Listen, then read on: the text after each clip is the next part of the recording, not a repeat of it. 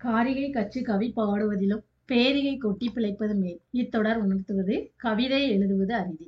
இது எந்த புக்ல இருக்கு அப்படின்னா 11th சிறப்பு தமிழ் புக்ல பேஜ் நம்பர் 336ல இருக்கு. கிளாஸ் 11 தமிழ் புக்கு, அதாவது சிறப்பு தமிழ் புக்ல பேஜ் 136ல காரிகை கற்று கவி பாடுவதினும் பேரிகை கொட்டி பிழைப்பது மேல் அப்படிங்கிற கூற்று கொடுத்துருக்காங்க. இதுதான் அந்த கூற்று. கவிதை எழுதுவது அரிது அப்படிங்கிறதுக்கான கூற்றுக்குரிய ஆன்சர் இதுல கீழே கொடுத்திருப்பாங்க. இந்த கூற்றுக்கு காரிகை கற்று கவி பாடுவதினும் பேரிகை கொட்டு பிழைப்பது மேல் எனும் கூற்று யாப்பெருங்கால காரிகையின் பெருமையையும் அதன் யாப்பை கற்பதின் கடினத்தையும் உணர்த்தும். அதாவது யாப்பினை கற்பதுல கடினம் அப்படிங்கிறத உணர்த்துறது. அதனால அதுக்குரிய ஆன்சர் கற்பது கடினம் அப்படிங்கிறது அரிது. கவிதை எழுதுவது அரிது, யாப்பினை கற்பது கடினம் அப்படிங்கிற மாதிரி இந்த வாக்கியம் கொடுத்திருக்காங்க. அடுத்த கொஸ்டின், ஆகு பெயர் பயன்படுத்தப்படாத பழமொழியை தேர்வு செய்க. இதுல எனக்கு சரியான ஆன்சர்ஸ் இல்லை. ஆனா இந்த நாளும் கிழமையும் நலிந்தோர்க்கு இல்லை இந்த பழமொழி எங்க இருக்கு அப்படின்னா கிளாஸ் 11 சிறப்பு தமிழ்ல பேஜ் நம்பர் 9ல கொடுத்திருக்காங்க. கிளாஸ் 11 தான் புக்கு தான் இது. சிறப்பு தமிழ்ல பேஜ் நம்பர் 9ல கொடுத்திருக்காங்க.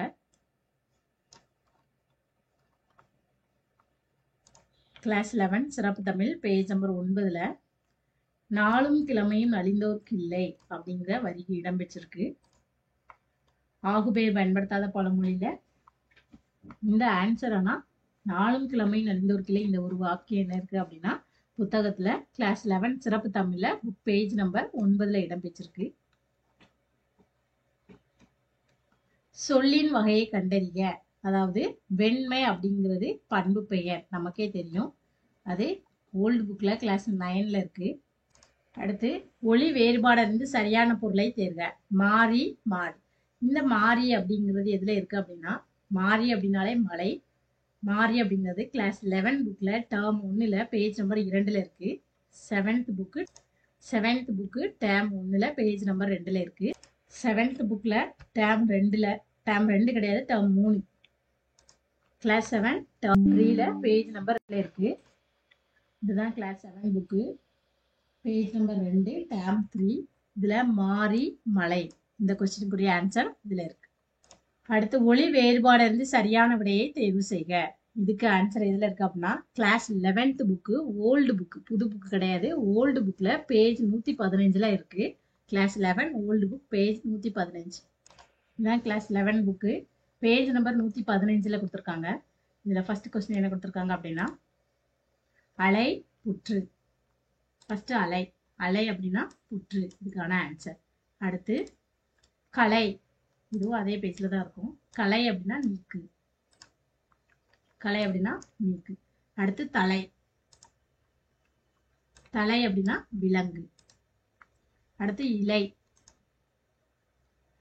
அப்படின்னா உடல் இலைத்தல். இந்த நாலுமே இந்த ஒரே பேஜ், அதாவது பேஜ் நம்பர் 115 கிளாஸ் 11ல ஓல்டு புக்ல இருந்து இந்த கொஸ்டின் வந்துருக்கு. கொடுக்கப்பட்டுள்ள ஆங்கில சொல்லுக்கு இணையான தமிழ் சொல்லை எழுதுக. டெலிகேட்ங்கிற ஆங்கில சொல்லுக்கு இணையான தமிழ் சொல். டெலிகேட்ங்கிற ஆங்கில சொல் எதுல இருக்கு அப்படின்னா கிளாஸ் 12 ஓல்டு புக்ல இருந்து கேட்டிருக்காங்க. Page number 160. Class 12 old book எடுக்கணும். இதான் கிளாஸ் 12ஓட ஓல்டு புக்கு. இதுல பேஜ் நம்பர் என்ன பார்க்கணும் அப்படின்னா 160. Page number 160 old 12th book. இது மேலிலே 2ஆம் ஆண்டு. இந்த புக்ல பேஜ் நம்பர் 160ல பார்க்கணும். இதுல பேஜ் நம்பர் 160ல கொஸ்டின் என்ன கொடுத்துருக்காங்க அப்படின்னா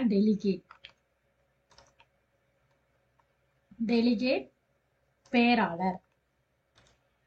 இதுதான் இதுக்குரிய ஆன்சர். டெலிகேட் அப்படின்னா பேராளர். 160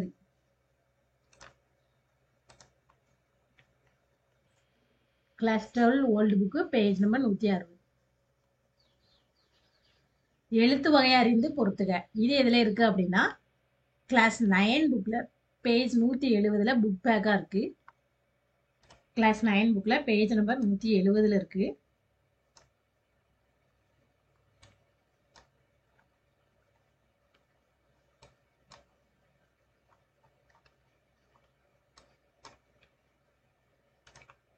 பேஜ் நம்பர் 169 170 இருக்கு. பேஜ் நம்பர் 170 கற்பவை கற்ற பின் அப்படியே எழுத்து வகை அறிந்து பொறுத்துக்க அப்படிங்கிறதுல அந்த கொஸ்டின் 4மே அப்படியே இருக்கு. இயல், உயிர் முதல் உயிரீறு, புதிது உயிர் முதல் மெய்யீறு, ஆணி மெய் முதல் மெய்யீறு, வரம் மெய் முதல் உயிரீறு. இது பேஜ் நம்பர் 170 கிளாஸ் 9 தமிழ் புக்ல இருக்கு. தமிழ் சொல்லாராய்ச்சியில் உச்சம் தொட்டவர் யார்? தேவனைய பாவாணர். கிளாஸ் 10 புக்ல பேஜ் 8ல இருக்கு.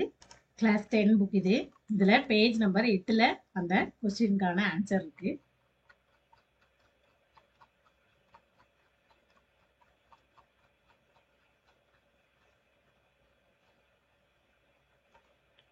இதுல கொஸ்டின் என்ன அப்படின்னா, தமிழ் சொல்லாராய்ச்சியில் உச்சம் தொட்டவர் அப்படின்னு கேட்டிருக்காங்க. இதுல தமிழ் சொல்லாராய்ச்சியில் உச்சம் தொட்டவர் யாரை பத்தி சொல்றாங்க அப்படின்னா, தேவனைய பாவாணருடைய நூல் குறிப்பு தான் இது. அதனால இதுல தமிழ் சொல்லாராய்ச்சியில் உச்சம் தொட்டவர் யார் அப்படின்னா தேவனைய பாவாணர். அடுத்த கொஸ்டின், உவேசா அவர்கள் தனது வாழ்க்கை வரலாற்றை தொடராக எழுதிய இதழ் இது அப்படி கேட்டிருக்காங்க. ஆனந்த விகடன். இது கிளாஸ் 6 ஓல்டு புக்ல டேம் 1ல பேஜ் நம்பர் 9ல இருக்கு. Class 6 old book. இதுதான் அந்த கிளாஸ் 6ஓட ஓல்டு புக்கு. Page number 9. இதுல யாரை பத்தி கொடுத்துருக்காங்க அப்படின்னா உவேசா அவர்களுடையது. தமிழ் தாத்தா உவேசா. பேஜ் நம்பர் 9ல தம் வாழ்க்கை வரலாற்றை ஆனந்த விகடன் இதழில் தொடராக எழுதினார். அது என் சரிதம் என்னும் பெயரில் நூலாக வந்தது. யாருடையது அப்படின்னா உவேசா. பேஜ் நம்பர் 9ல இருக்கு. தமது தமிழ் கட்டுரையின் வழியாக தமிழை உயர்தனி செம்மொழி என்று பெருமைப்படுத்தியவர் யார் அப்படின்னா பரிதிமாற் கலைஞர். கிளாஸ் 12 புக்ல பேஜ் நம்பர் 69ல இருக்கு. கிளாஸ் 12 புக் இது. பேஜ் நம்பர் 69ல இருக்கு. 47 வந்திருக்கு.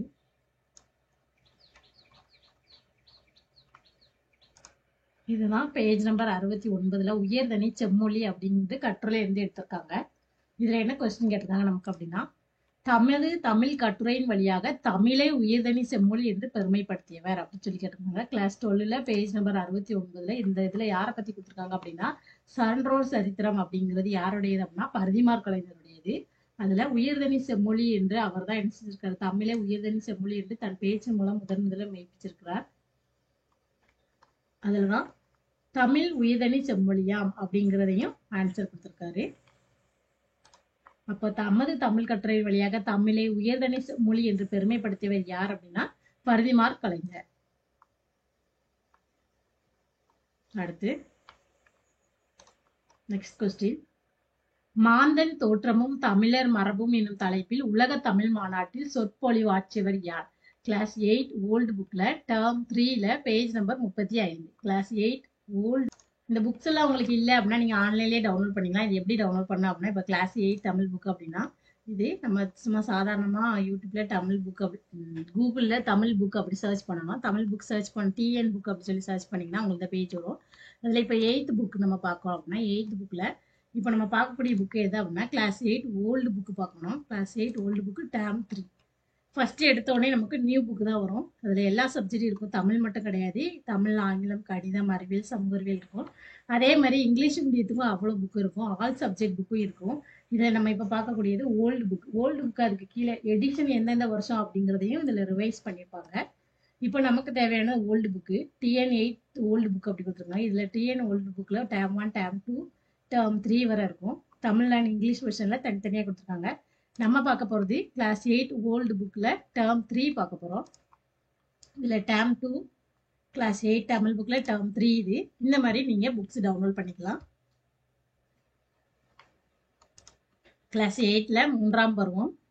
இதுல எந்த பேஜ் பார்க்கணும் அப்படின்னா பேஜ் நம்பர் 35ல பார்க்கணும். நமக்கு உரிய ஆன்சருக்கு விடை பேஜ் நம்பர் 34. பேஜ் நம்பர் 35ல தான் இந்த கொஸ்டினுக்குரிய ஆன்சர் இருக்கு. கொஸ்டின் என்ன அப்படின்னா, மாந்தன் தோற்றமும் தமிழர் மரபும் என்ன தமிழ் தலைப்பில் உலக தமிழ் மாநாட்டில் சொற்பொழிவாற்றியவர் அப்படின்னு சொல்லி கேட்டிருக்காங்க. இதுல இந்த பாடம் யாருடைய பாடம் அப்படின்னா தேவனைய பாவாணருடையது. தேவனைய பாவாணர். இதுல எங்க இருக்கு அப்படின்னா லாஸ்ட் லைன் கொடுத்துருப்பாங்க. மதுரையில் 5/1/1981 நடைபெற்ற உலக தமிழ் மாநாட்டின் போது மாந்தன் தோற்றமும் தமிழர் மரபும் என்னும் தலைப்பில் சொற்பொழிவாற்றி தமிழ் அன்னைக்கு பெருமை சேர்த்தவர். அது யார் அப்படின்னா தேவநேய பாவாணர். அவருடைய பாடத்துல அவர் என்ன பத்தின டீட்டெயில் கொடுத்திருக்காங்க. இதுதான் இந்த கொஸ்டினுக்கு ஆன்சர், விடை. சோழ நாட்டை ஊட்டி வளர்ப்பது காவிரி ஆறு, அந்நதியின் பெருமையாலேயே சோழவள நாடு சோறுடைத்தது என்று கவிகள் புகழ்வாராயின் என்று உரை நிகழ்த்தியவர் யார் அப்படின்னா கிளாஸ் 10 ஓல்டு புக்ல பேஜ் நம்பர் 199. லெசன் எந்த லெசன் அப்படின்னா 8வது லெசன்ல இருக்கு. இப்போ நம்ம பார்க்கக்கூடியது கிளாஸ் 10 ஓல்டு புக் பார்க்கணும். இதுல கிளாஸ் 10 ஓல்டு புக்ல page number 199. Class 10 old book. இது ஃபர்ஸ்ட் எடுத்தோடனே நமக்கு இருக்குது நியூ புக் இருக்கும். இதுல ஓல்டு புக்கு, ஓல்டு சிலபஸ் புக்கில் நம்ம பார்க்கணும். அதை டவுன்லோட் கொடுத்துக்கோங்க. டவுன்லோட் கொடுத்துட்டு பேஜ் நம்பர் 199. இதுதான் கிளாஸ் 10 ஓல்டு புக்கு. இதில் நம்ம பேஜ் நம்பர் 199 பார்க்கலாம். இதுதான் கிளாஸ் 10 ஓல்டு புக்கில் பேஜ் நம்பர் 199 எங்கே இருக்குது அப்படின்னு சொல்லி பார்க்கணும். இதில் ராபி சேது பிள்ளையின் செந்தமிழ் நாட்டை படித்தறிக அப்படின்னு ஒரு டாபிக் கொடுத்துருக்காங்க. அதில் மேலே இருந்து 5வது வரி, சோழ நாட்டை ஊட்டி வளர்ப்பது காவிரி ஆறு, அந்நதியின் பெருமையாலேயே சோழவள நாடு சோறுடைத்தது என்று கவிகள் புகழ்வராயினர். இதுதான் அந்த கொஸ்டினுக்குரிய ஆன்சர். பேஜ் நம்பர் 199ல மேல இருந்து 5வது லைன்ல இருக்கு. சோழ நாட்டை ஊட்டி வளர்ப்பது காவிரி ஆறு, அந்நதியின் பெருமையாலே சோழவள நாடு சோறுடைத்தது என்று கவிகள் புகழ்வராயினர் என்று உரை நிகழ்த்தியவர் யார் அப்படின்னு கேட்டா ராபி சேதுப்பிள்ளை. இது அவருடையது. ராபி சேதுப்பிள்ளையின் செந்தமிழ் நடை பத்தி கொடுத்திருக்கிறதுனால இதுக்கான ஆன்சர் ராபி சேதுப்பிள்ளை.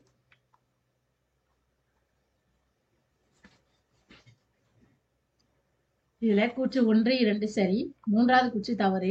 எதனால இது தவறு அப்படின்னா விரிவாக உருவாக்கப்பட்ட இலக்கியங்கள் உலகின் வேறு மொழிகளில் உள்ளன கொடுத்திருக்காங்க. இதுக்கான ஆன்சர் விரிவாக உருவாக்கப்பட்ட இலக்கியங்கள் உலகில் வேறு மொழிகளில் இல்லை அப்படிங்கறதா ஆன்சர். இது எங்க இருக்கு அப்படின்னா கிளாஸ் 10 ஓல்டு புக்ல பேஜ் 15ல இருக்கு. கிளாஸ் 10 ஓல்டு புக் நம்ம இப்ப பார்த்தது அதே தான். பேஜ் நம்பர் 15ல இருக்கு. Page number 15 class 10 old book page number 15ல இந்த 3 டாபிக்குமே இருக்கு. 26,350 அடிகள் எங்க இருக்கு அப்படின்னா சங்க இலக்கியத்துல இருக்கு. சங்க இலக்கியங்கள் தான் முதன்மை பெற்ற இலக்கியங்கள் ஆகும். இந்த பாருங்க, உலக இலக்கியங்கள் முதன்மை பெற்றவை சங்க இலக்கியம். இது ஒரு ஆப்ஷனுக்கு ஒரு கூற்று கொடுத்துருக்காங்க. அதுல மொத்தம் எத்தனை அடிகள்? 26,350 அடிகள் கொடுத்துருக்காங்க. அடுத்த பாருங்க, விரிவாக உருவாக்கப்பட்ட இலக்கியங்களில் உலகில் வேறு எம்மொழியிலும் இல்லை அப்படி கொடுத்துருக்காங்க. அதனால 3வது கூற்று தவறு. இங்க உள்ளனன்னு கொடுத்துருப்பாங்க. விரிவாக உருவாக்கப்பட்ட இலக்கியங்கள் உலகில் வேறு மொழிகளும் உள்ளன கொடுத்துருக்காங்க. ஆனா புக்ல இல்லை அப்படி சொல்லி கொடுத்துருக்காங்க. அதனால 3வது கூற்று தவறு. மேடை பேச்சு எத்தனை நடைகளை கொண்டு அமைவதாக கூறப்படுகிறது? இது கிளாஸ் 11 புக்கு சிறப்பு தமிழ் புக்ல இருக்கு. Page number 122. சிறப்பு தமிழ் புக்கு நம்ம இந்த மாதிரிலாம் டவுன்லோட் பண்ணணும். கிளாஸ் 11 புக்கு நீங்க எடுத்து போயிட்டீங்க அப்படின்னா ஃபர்ஸ்ட் தமிழ் புக் இருக்கும், அடுத்து சிறப்பு தமிழ்னு சொல்லி இருக்கும். அதுல நம்ம கிளிக் பண்ணோம்னா நமக்கு சிறப்பு தமிழ் புக்கு கிடைச்சிரும். இதுதான் கிளாஸ் 11 சிறப்பு தமிழ் புக்கு. பேஜ் நம்பர் என்ன அப்படின்னா 122ல பார்க்கணும். இது பேஜ் நம்பர் 122வது பேஜ்ல நம்ம பார்க்கணும்.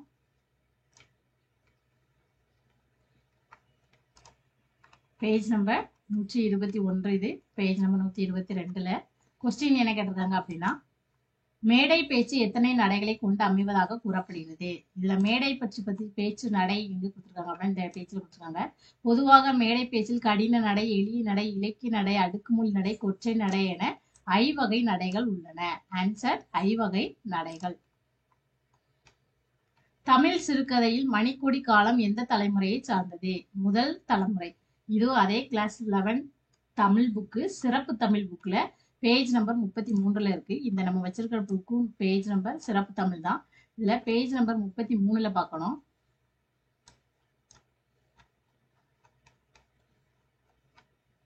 பேஜ் நம்பர் 33ல கொஸ்டின் என்ன அப்படின்னா தமிழ் சிறுகதையில் மணிக்கொடி காலம் எந்த தலைமுறை அப்படி கேட்டிருக்காங்க.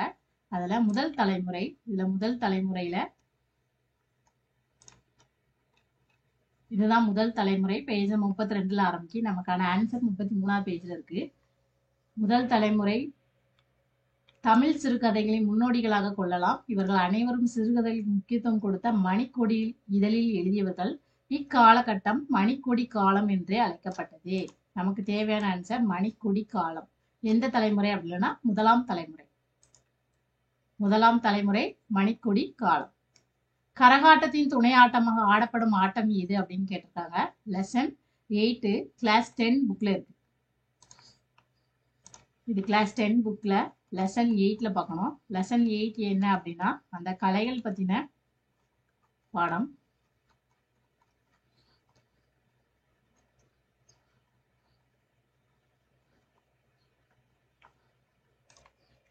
டென்த்தில் ஓல்டு புக்கில் 3 எடிஷனாக வச்சுருக்காங்க. இதில் ஃபஸ்ட்டு எடிஷன் வந்து 10th வந்து 2024-25 இந்த கரண்டில் இருக்கிறது. அடுத்த ஒரு எடிஷன் இருக்குது 2022-23. இதில் தமிழ்நாடு 10th புக் எடிஷன் 2019ன்னு ஒரு காலம் இருக்குது. அதில் இருக்கிற புக்கில் தான் இந்த நம்ம பார்க்கக்கூடிய ஆன்சர் இருக்குது. ஓல்டு சிலபஸ் புக்குன்னு அதுக்கு முன்னாடி ஒன்று இருக்குது, இதில் இல்லை. இந்த 2019 எடிஷனில் தமிழ் அப்படின்னு கொடுத்துருக்காங்க. அதில் நீங்கள் கிளிக் பண்ணீங்க அப்படின்னா இந்த பாடத்தில் கிளாஸ் 10ஆம் வகுப்புல நிகழ்கலை பாடம் ஒன்று இருக்குது. இது வந்து 2019 எடிஷன் புக்கு. இந்த புக்கில் தான் நம்ம செக் பண்ணணும். இதில் நிகழ்கலை பாடம் அப்படின்னு ஒரு பாடம் இருக்குது.